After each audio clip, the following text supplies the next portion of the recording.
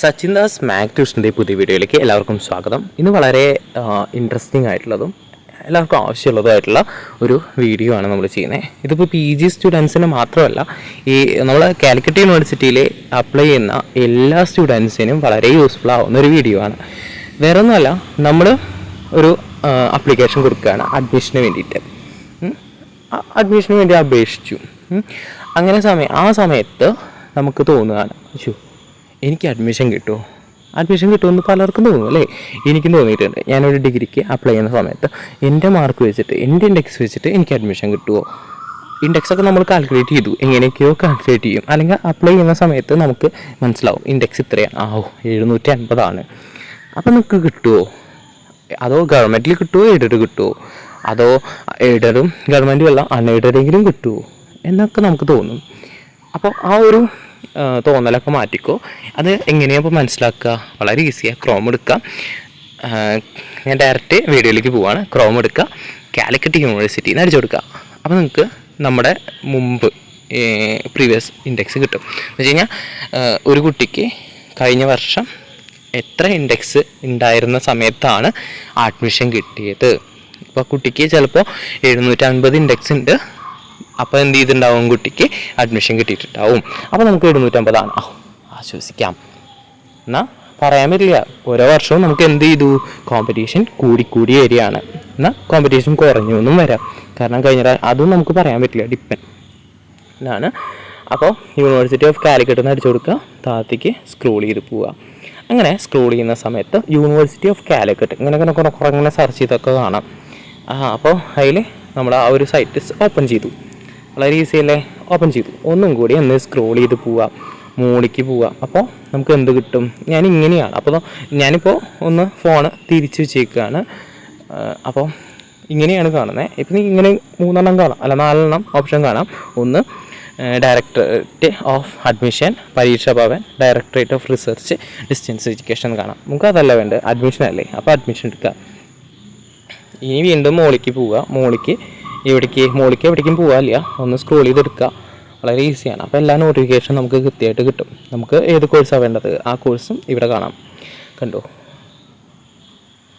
നമുക്ക് PG, B.Ed, M.Ed, MBA, PhD, Afsal ഉൽമ, UG, integrated UG അല്ല integrated PG, അങ്ങനെ കുറേ കോഴ്സസ്, UG അല്ല CU, CAT, കുസാറ്റ്, പിന്നെന്താ, അങ്ങനെ എല്ലാ അഡ്മിഷനെയും നമുക്ക് കൃത്യമായിട്ട് കാണാം. ഈ കാലിക്കറ്റ് യൂണിവേഴ്സിറ്റിയിലുള്ള എല്ലാതും UG അതാ കാണണോ?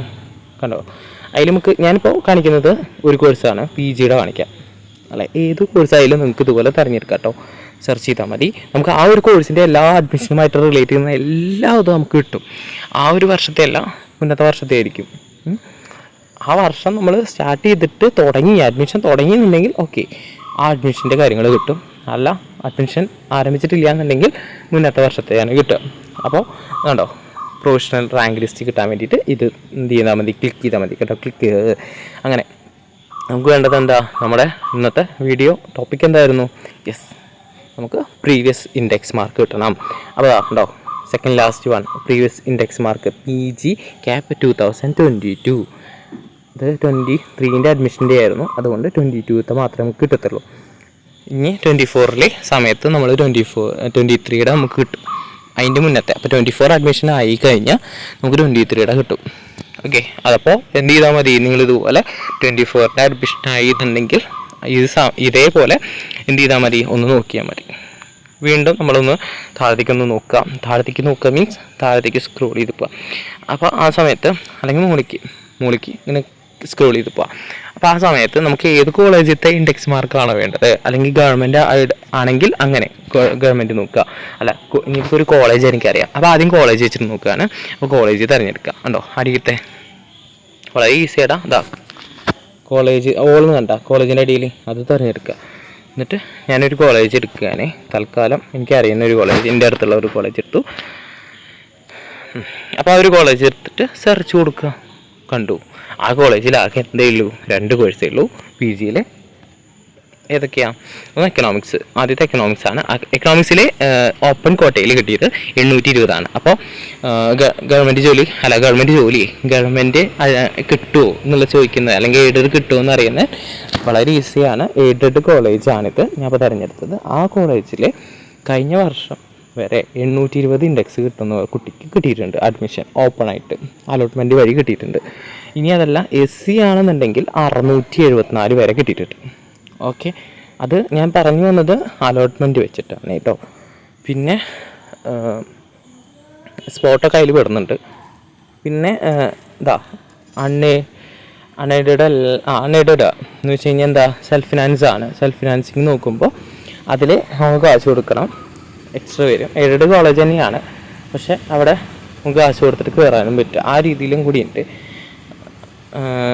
അപ്പോൾ അത് എന്ന് പറയണത് 738 ഇൻഡെക്സ് വരുന്നത്. MCOM ആണ് കേട്ടോ.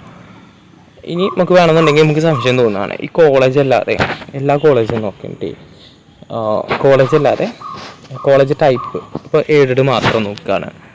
കോളേജ് ടൈപ്പിലെടുത്ത് എയ്ഡഡ് മാത്രമല്ല നോക്കുമ്പോൾ ഏതൊക്കെ കോളേജ് വരുന്നുണ്ട് നോക്കാം. അതാ കുറേ കോളേജസ് ഉണ്ട്,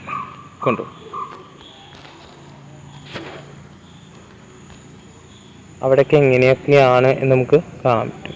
ഏതൊക്കെയാണ് കോഴ്സസ് ഉള്ളത്, കാര്യങ്ങളൊക്കെ കിട്ടും. ഇനി ഞാൻ ഇതേപോലെ തന്നെ ഗവൺമെൻറ് നോക്കാം. അപ്പോൾ ഏതൊക്കെ കോളേജസ് ഉണ്ട് നമുക്ക് കിട്ടും, ലിസ്റ്റ് കിട്ടും